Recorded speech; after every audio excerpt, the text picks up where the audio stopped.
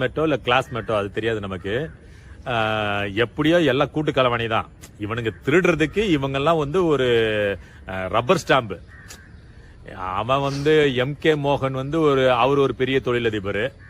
தொழிலதிபர்னா இவனுங்க என்ன அப்படி யோக்கியமா சம்பாரிச்ச காசா? இவனுங்க அதான் குவாரி வச்சுக்கிறேன்னு தொழிலதிபர்னு சொல்றப்ப இவனுங்க எல்லாம் என்னன்னு சொல்றது? கனிம வளத்தை சுரண்டி திங்கிற நாய்ங்க தொழிலதிபரான்.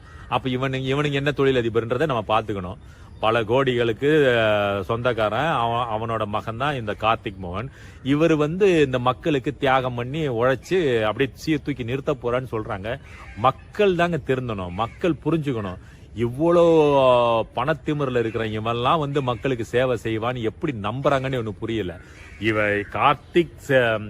கார்த்திக் மோகன் எந்த அளவுக்கு மக்களுடைய வழி தெரியாம வளர்ந்திருக்கானோ அதே மாதிரிதான் இந்த ஆதவ அர்ஜுனும் கூட. இப்ப இங்க போட்டியில நிக்கிற அதே மாதிரி இந்த எஸ்.ஆர். விஜயகுமார் அதிமுகவுடைய வேட்பாளர், வில்லிவாக்கத்தில் நிக்கிற அதிமுக, அவனும் ஒரு ரப்பர் ஸ்டாம்பு தான். ஆமத்துல இங்க நிக்கிற முக்கியமான கட்சியான அதிமுகவுடைய வேட்பாளரும் ரப்பர் ஸ்டாம்பு, திமுகவுடைய வேட்பாளர் கார்த்திக் மோகனும் ஒரு ரப்பர் ஸ்டாம்பு, தாவேகா கட்சியோடைய வேட்பாளர் ஆதவ் அர்ஜுனும் ஒரு ரப்பர் ஸ்டாம்பு தான்.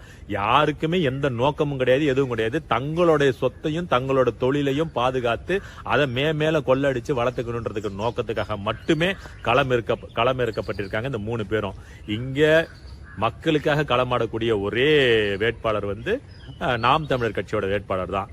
இத மக்கள் புரிஞ்சுக்கிட்டு இனியும் ஒரு அரசியல்னால ஏற்படக்கூடிய இந்த விபரீதத்திலிருந்து மக்கள் விடுபடணும்னா இந்த வர்ற சட்டமன்ற தேர்தலில் சரியான வேட்பாளரான நாம் தமிழர் கட்சியோட வேட்பாளருக்கு விவசாய சின்னத்தில் அவங்க வாக்கு அளிச்சா மட்டும்தான் இவங்களுக்கு விடிவு காலம் பிறக்குன்றது நம்ம தெளிவா சொல்லி.